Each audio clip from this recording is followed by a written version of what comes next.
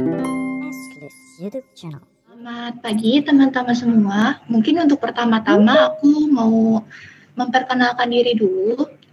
Jadi nama aku Nitmayanti. Kalian bisa panggil aku Nia dan sekarang aku ada di divisi finance. Untuk hari ini aku akan mempresentasikan mengenai suatu tema yang aku beri judul Romanticism of Raden Saleh Art. Jadi mungkin di sini udah ada yang pernah nih dengar nama Raden Saleh sebelumnya, entah dari media sosial atau memang beberapa dari kalian nih udah suka seni. Dan tentunya jadi nama Raden Saleh udah bukan nama yang asing lagi ya di telinga kita. Tapi mungkin kalau untuk lebih generalnya, kalian bisa mengenal nama Raden Saleh dari salah satu film yang diberi judul Mencuri Raden Saleh.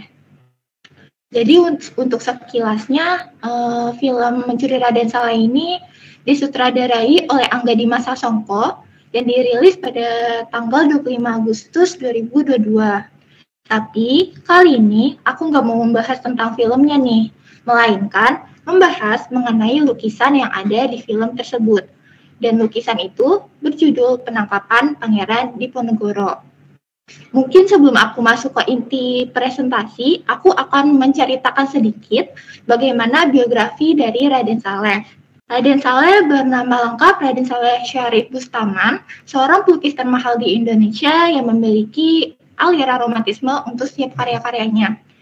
Selain lukisan Penangkapan Pangeran Diponegoro, karya-karya Raden Saleh yang lain pun termasuk kepada karya-karya yang cukup terkenal dan dihargai fantastis oleh dunia. Salah satunya yaitu lukisannya berjudul Perburuan Banteng yang dilukis pada tahun 1855 dan berhasil terjual sebesar 7,2 miliar euro di Prancis. Namun memang Penangkapan Pangeran Diponegoro ini bisa dibilang sebagai lukisan Raden Saleh yang paling penting karena karyanya ini memotret momen penangkapan Diponegoro pada tanggal 28 Maret 1830 di rumah Residen Kedu berlokasi di Magelang, Jawa Tengah. Saat itu pasukan kolonial mengajak Diponegoro berunding setelah Perang Jawa berlangsung selama setidaknya 5 tahun. Namun, itu ternyata adalah siasat Belanda untuk menangkap Diponegoro. Jadi lukisan Penangkapan Pangeran Diponegoro ini bukan hanya tentang lukisan akhir Perang Jawa, tapi juga rekaman historis pengkhianatan para pimpinan pemerintah kolonial Belanda terhadap janji berunding dengan Diponegoro. Ini adalah lukisan Penangkapan Pangeran Diponegoro yang Raden Saleh lukis pada tahun 1857 dan menghadiahkannya kepada Raja Belanda Willem III sebagai hadiah terima kasih karena pemerintah kolonial telah menyekolahkan Raden Saleh selama hampir 23 tahun di Eropa. Di sana, Raden Saleh mengembara ke Belanda, Jerman, Prancis, Italia, hingga Austria. Salah satu pelukis yang mempengaruhi gayanya adalah seniman Prancis bernama Ferdinand Victor Eugène Delacroix, dan dari sanalah corak romantisme Raden Saleh terbentuk. Beberapa sejarawan menyebut bahwa Raden Saleh adalah pelukis pertama di Asia Tenggara yang mengguratkan nasionalisme. Gambar monumental yang melukiskan satu adegan sejarah, satu adegan historis yang dilukis oleh seorang pelukis berasal dari Asia Tenggara dan mengandung banyak unsur nasionalisme. Jadi, di dalam benak otak Raden Saleh ada semacam jiwa anti-kolonialisme. Itu adalah pernyataan yang diucapkan oleh Peter Carey selaku sejarawan yang fokus meneliti sejarah modern di Indonesia. Dan untuk sebelum kita masuk ke inti presentasinya lagi, mungkin aku mau memperkenalkan nih beberapa karya Raden Saleh yang juga cukup mendunia. Itu aku mungkin akan memperkenalkan 3 aja ya. Yang pertama ada lukisan Raden Saleh yang berjudul Antara Hidup dan Mati yang dilukis pada tahun 1870. Jadi lukisan ini termasuk lukisan termuda dari Raden Saleh karena tepat 10 tahun setelah lukisan ini selesai, Raden Saleh meninggal dunia. Pada sebuah catatan kuratorial menyebutkan bahwa lukisan tersebut secara tersirat menggambarkan bagaimana sebuah bangsa merebut dan mempertahankan kemerdekaan. Lalu yang kedua ada lukisan Perburuan Rusa yang dilukis pada tahun 1846. Untuk lukisan ini dilukis pada tahun tersebut dan terjual hampir seharga 1,8 miliar dolar di Singapura pada tahun 1996. Jadi untuk perburuan rusa ini lebih syarat akan makna ya, dan menggambarkan bagaimana sosok Raden Saleh dalam perjuangannya untuk bertahan hidup. Lalu yang ketiga, ada perburuan singa yang dilukis pada tahun 1840 dan 1841. Jadi memang ada dua versi nih. Yang pertama itu dilukis pada tahun 1840 dan yang terbaru adalah 1841. Untuk versi kedua ini memang komposisinya lebih matang. Katanya sih salah satu dari lukisan perburuan singa ini berhasil terjual dengan harga hampir 2 juta euro pada tahun 2011. Saat ini lukisan versi 1840 menjadi koleksi pribadi, sedangkan versi 1841 sempat terpajang di Museum Seni Latvia sebelum dijual oleh Friedrich Bradero ke Baltik dan kembali menjualnya di Riga. Dan sekarang kita masuk ke inti presentasi, yaitu aku mau membandingkan nih bagaimana lukisan Raden Saleh yang diberi judul Penangkapan Pangeran Diponegoro dengan lukisan Nicholas Pieneman yang diberi judul Penyerahan Pangeran Diponegoro kepada Jenderal de Kock. Jadi memang diyakini bahwa Raden Saleh termotivasi membuat lukisan Penangkapan Pangeran Diponegoro karena lukisan Pieneman. Namun tentunya dua lukisan tersebut berbeda secara radikal. Mungkin aku akan mulai membandingkan dari lukisan Pieneman dulu nih, yang berjudul Penyerahan Pangeran Diponegoro kepada Jenderal de Kock. Jadi pertama-tama perbedaan ada di sini. Diponegoro digambarkan berada di tangga yang lebih rendah dibandingkan aparat Hindia Belanda yang menangkap Jenderal Hendrik Marcus de Kock. Di situ tergambar de Kock menyuruh anak buahnya untuk mengurus pengasihan sang pangeran. Lalu, yang kedua, tergambar adanya bendera triwarna Belanda yang berkibar di atas atap Wisma Residen. Yang ketiga, rakyatnya dilukiskan berwajah mirip orang-orang Timur Tengah. Loh kok gitu? Kok bisa? Jadi, karena Pieneman nggak pernah nih menginjakkan kaki di Hindia Belanda, sehingga dia nggak tahu persis gimana tampang warga Bumi Putra. Sehingga beberapa rakyat Jawa dilukiskan berwajah mirip orang-orang Timur Tengah. Jadi kalau secara umum, lukisan ini menggambarkan kejayaan pemerintah kolonial Belanda yang mampu menumpas perjuangan Diponegoro. Sekarang kita masuk kepada perbandingan dari lukisan Raden Saleh yang berjudul Penangkapan Pangeran Diponegoro. Bisa dilihat bahwa suasana tergambar lebih muram dan sedih. Warga pribumi terlihat murung karena sang pangeran ditangkap oleh kolonial Belanda. Yang kedua, tidak ada bendera Belanda yang berkibar. Lalu yang ketiga, nah di sini, Diponegoro ada di Diponegoro ada di anak tangga yang sejajar dengan Jenderal de Kock. Sang pangeran dilukiskan berdongak dan de Kock mempersilakan Diponegoro keluar. Komposisi tubuh kolonial digambarkan tidak presisi, kepala mereka dilukiskan lebih besar. Loh kok bisa tubuh kolonialnya digambarkan tidak presisi dan kepalanya lebih besar?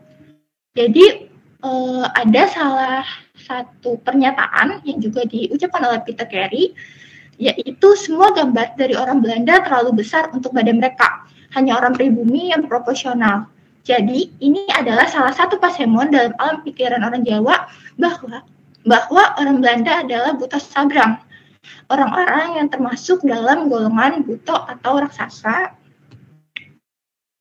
Jadi mungkin pada saat itu kan warga pribumi mungkin ya waktu itu kan memang lebih kecil badannya juga. Waktu itu kita warga Indonesia nih cenderung kecil kalau dibandingkan dengan orang Belanda yang mungkin saat itu sudah tinggi, tegap, dan intinya badannya lebih besar dibandingkan warga pribumi saat itu sendiri. Jadi kenapa dalam alam pikiran bawah sadar pribumi, Belanda ini dikira raksasa karena yaitu badannya yang lebih besar dibandingkan warga pribumi. Makanya kenapa Raden Saleh menggambarkan kolonial ini tubuh kolonial ini tidak presisi seperti itu.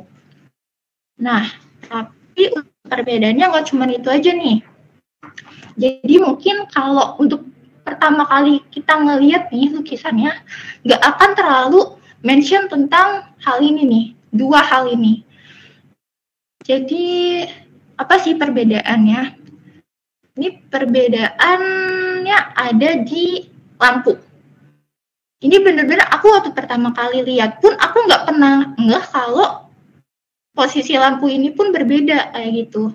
Dan waktu aku baca-baca lagi, ternyata posisi lampu ini juga melambangkan suatu hal. Jadi posisi lampu ini melambangkan penyelamat dan pahlawan, serta menunjukkan yang mana nih pihak yang benar.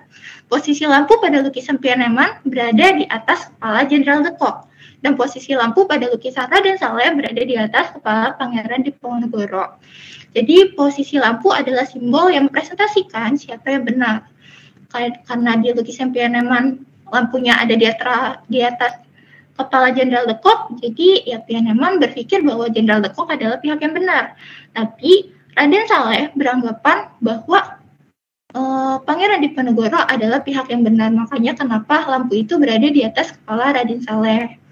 Dari berbagai penggambaran inilah yang membuat lukisan penangkapan Pangeran Diponegoro dianggap sebagai lukisan historik pertama di Asia Tenggara dengan semangat anti kolonial.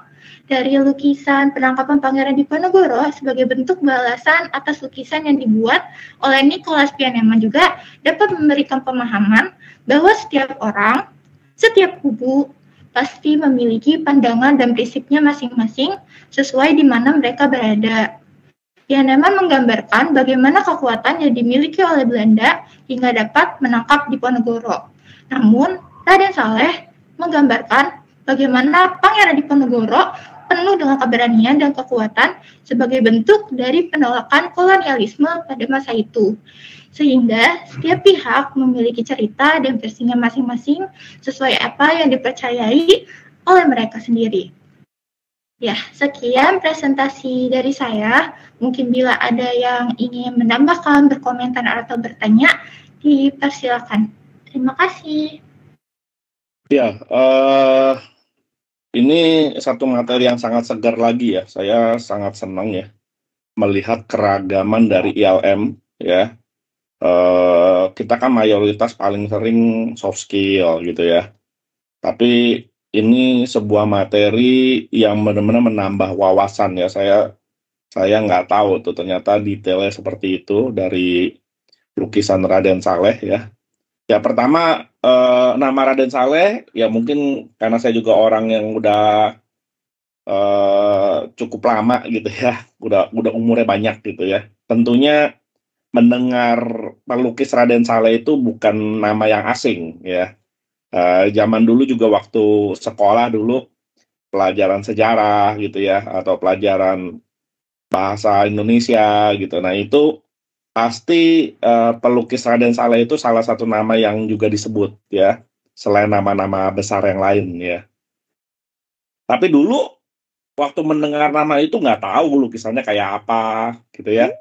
Nggak pernah memperhatikan juga, mungkin juga karena waktu itu tidak ada niat ke arah sana gitu ya, nggak ada hobi juga gitu. Dan saya senang sekali belum lama ini muncul film Mencuri Raden Saleh. Itu membuat budaya pop culture ya. Pop culture itu masuk ke anak-anak muda sehingga anak-anak muda juga jadi mengenal kehebatan dari orang besar milik bangsa Indonesia. Kalau kita mendengar pelukis kan kita dengarnya yang hebat Leonardo da Vinci gitu kan. Gitu. Tapi yang dari Indonesia siapa yang tahu gitu tentang apa? Raden Saleh. Terus apalagi ya saya juga lupa dulu ya. Siapa lagi sih ini yang jago-jago ya? Avandi ya betul ya. Avandi. Dan kalau Leonardo da Vinci pun ya paling terkenal kan Mona Lisa gitu ya. Kita kan karena kita bukan penikmat seni gitu ya. Yang paling tahu ya yang karena sering masuk ke cerita-cerita film apa segala macam gitu. Ya. Nah, kehebatan film yang mencuri Raden Saleh itu, ya pertama, saya nggak tahu ya di Indonesia pernah ada nggak film yang heist begitu ya, gitu mencuri begitu.